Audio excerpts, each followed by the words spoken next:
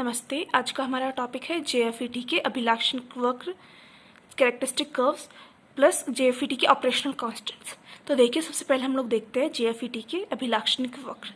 तो देखिए, हम लोगों ने जैसे लास्ट लेक्चर में पढ़ा था, जो ड्रेन करंट होती है हमारी, वो वीडीएस और वीजीएस दोनों पर निर्भर करती है।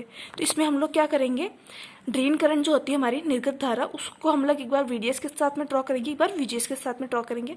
इससे हमारे पास एफईटी के लाक्षणिक वक्र आ जाएंगे। तो देखिए, इस दैट मीन्स हमारे पास ये दो कर्व्स होंगे। तो यहाँ पर जो कैरेक्टरिस्टिक कर्व्स होते हैं वो दो तरीके के होते हैं। एक होता है ड्रेन कैरेक्टरिस्टिक, दैट मीन्स निर्गम अभिलाक्षणिक। दूसरा होता है हमारे पास ट्रांसफर कैरेक्टरिस्टिक, अंतरक अभिलाक्षणिक। तो देखिए, ड्रेन कैरेक्टरिस्टिक में क्या होता है, हमारे पास वीजीएस को हम लोग कांस्टेंट रख देते हैं। उस टाइम पे आईडी और वीडीएस के बीच में ग्राफ ड्रॉ करते हैं। और ट्रांसफर कैरेक्टरिस्टिक जो हमारी होती है उसके अंदर हम क्या करते हैं, वीडीएस को हम लोग कांस्टेंट रख देते हैं, आईडी तथा वीजीएस के बीच में हम लोग कर्व ड्रॉ करेंगे। तो सब ये देखिए, ये है हमारा सर्किट डायग्राम। इसमें ये है हमारे पास वीजीएस, ये हमारे पास वीडीएस, ये हमारा एफईटी का ये गेट, सोर्स और ड्रेन। अब देखिए, हम लोग सबसे पहले देखते हैं निर्गम अभिलाक्षणिक ड्रेन कैरेक्टरिस्टिक। उसके अंदर जैसे मैंने आपको बताया कि वीजीएस को हम लोगों ने कांस्टेंट रख दिया है, उस टाइम पे आईडी और वीडीएस के बीच में हम लोग ग्राफ प्लॉट करेंगे।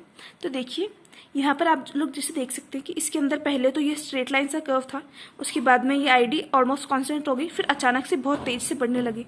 दैट मीन्स इसमें तीन तरीके के आप लोगों को बिहेवियर दिख रहा है। इससे हम लोग इसको क्या करते हैं, तीन पार्ट्स में डिवाइड कर लेते हैं इस वाले पूरे कर्व को।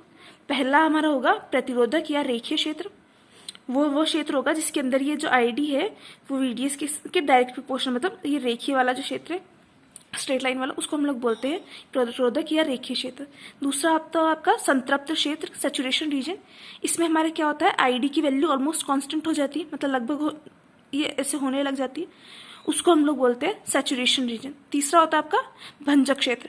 उसमें देखिए, उसमें क्या होगा कि वीडीएस के बिल्कुल कम मान के चेंजेस के लिए आईडी अचानक से अत्यधिक रूप से बढ़ने लग जाएगी, उसको हम लोग बोलते हैं भंजक क्षेत्र। तो देखिए, आप पता है ही कि लीनियर रीजन क्या होगा हमारा, प्रतिरोधक या रेखीय क्षेत्र, वही है वीडीएस के कम मानों के लिए होता है। ये आईडी जो होता है डायरेक्ट प्रोपोर्शन होता है वीडीएस के इस रीजन में। इस रीजन में क्या होता है, छड़ सामान्य प्रतिरोधक के समान कार्य करती है। दूसरा आपका होता है संतृप्त क्षेत्र, सैचुरेशन रीजन। उसके अंदर हमारा आईडी लगभग स्थिर होता है।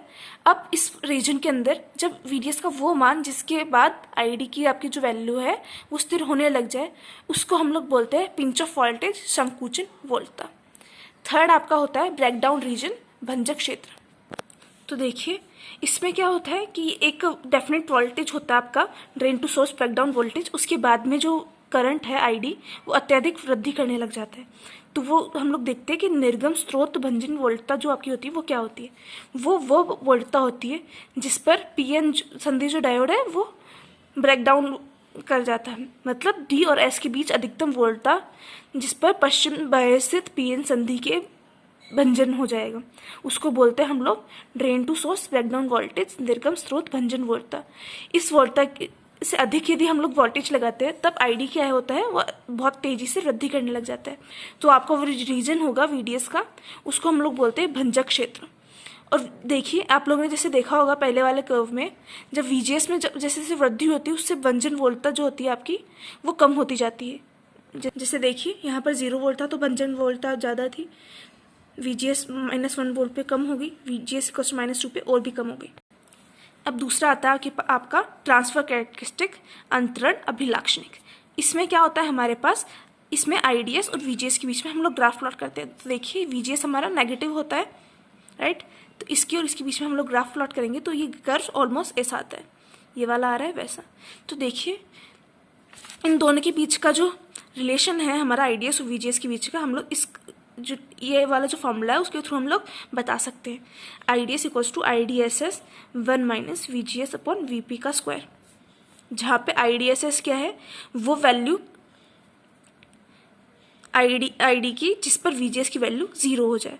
और देखिए, ये वाली कौन सी वैल्यू है, वीजीएस की वो वैल्यू जहाँ पर आईडी 0 हो जाए। अब जब हम लोग इस वाले पॉइंट से हम लोग एक टेंजेंट ड्रॉ किया, उसको नीचे मिलाया, तो वो जो वैल्यू आती है आपकी वो आती है Vp/2 के इक्वल। Vp क्या है आपका पिंच ऑफ वोल्टेज, इससे हम लोग Vp की वैल्यू निकाल सकते हैं इस कर्व के थ्रू। अब आते हैं हमारे JFET के संक्रियात्मक नियतांक, ऑपरेशनल कॉन्स्टेंट्स ऑफ JFET। तो देखिए, जैसे कि हम लोग जानते हैं ID जो होता है आपका वो VGS और VDS दोनों पे डिपेंड करता है। इस वजह से ID को हम लोग ऐसे लिख सकते हैं, function of VGS comma VDS। तो डेल्टा ID जो होगा हमारा वो क्या होगा, delta ID over DID over del VGS into delta VGS plus del ID over del VDS into delta VDS। तो देखिए, यदि हम लोग ये जो चेंजेस है, परिवर्तन, डेल्टा ID, डेल्टा VGS और डेल्टा VDS को हम लोग VGS लिख दें, डेल्टा VGS को VGS, डेल्टा VDS को VDS, डेल्टा ID को ID, तो हमारी ये इक्वेशन हो जाएगी ID equals to del ID over del VGS plus del ID over del VDS। ऊपर वाले में जो ये हमारे रेशियोज थे, del ID over del VDS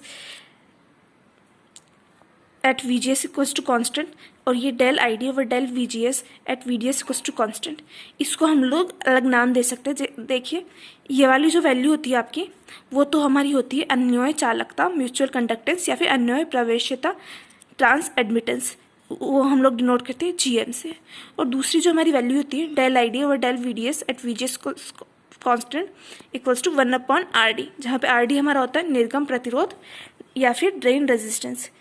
अब देखिए, जैसे कि हम लोग जानते हैं यदि VDS को हम लोग कांस्टेंट करेंगे तो VGS को चेंज करके हम लोग ID को चेंज कर सकते हैं। तो हम लोग ने बोला कि एक VDS की कोई कांस्टेंट वैल्यू ले ली हम लोगों ने, उस टाइम पे हम लोगों ने VGS लगाया कुछ, उस टाइम पे ID में जो निर्गत धारा है हमारी उसमें जो परिवर्तन आया वो ID के इक्वल है। तो यदि अब हम लोग ऐसे करें कि VGS को कांस्टेंट रख दें एक वैल्यू पर, उस वैल्यू पे ये जो हमारी थी, और उस टाइम पे हम लोग क्या करें, जो निर्गत धारा है आपकी ID, उसका जो परिवर्तन आया था ये वाला, उसको कैंसिल करें इस तरीके से कि VDS को चेंज करके। तो उस टाइम पे VDS में जो परिवर्तन आएगा हमारा वो क्या होगा, माइनस VDS के इक्वल। तो हम लोगों ने क्या किया, माइनस VDS का रेशियो निकाला VGS के साथ में। तो माइनस VDS का रेशियो है VGS के साथ में एट ID इक्वल्स टू 0, उसको हम लोग बोलते हैं म्यू। ये एक नया कॉन्स्टेंट होता है। तो इससे हम लोगों की जो इक्वेशन थी हमारी वो बन जाएगी ID G equals to GM VGS plus 1/RD VDS के इक्वल। तो इसको हम लोग इस तरीके से भी डिनोट कर सकते हैं, जैसे हम लोगों ने H पैरामीटर्स में ट्रांजिस्टर बनाया था, वैसे FET में इस तरीके से, JFET में हम लोग इस तरीके से ट्रांजिस्टर को बना सकते हैं। यहाँ पे हम लोगों का JFET वाला टॉपिक कंप्लीट होता है। Thank you.